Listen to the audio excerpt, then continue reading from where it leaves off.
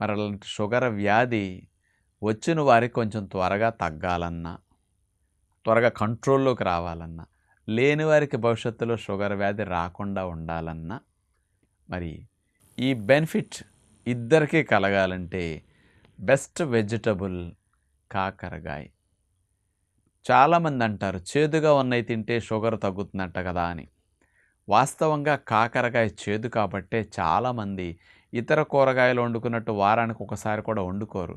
ఇదేదో నెలకొకసారో అకేషన్స్‌గా వండుకుంటారు. కొంతమంది అసలు కాకరకాయకి దరిదాపులకి రారు. కానీ కాకరకాయలో ఉండే ఔషధ గుణాలు షుగర్ వ్యాధి ఉన్నవారికి తగ్గించటానికి, లేని వారికి త్వరగా రాకుండా చేయటానికి అద్భుతంగా పనిచేస్తుందని సైంటిఫిక్‌గా ప్రూవ్ అయ్యి ఉందన్నమాట. మరి కాకరకాయలో ఉండే కెమికల్ కాంపౌండ్స్ ఏమిటి షుగర్ వారికి హెల్ప్ చేసేది?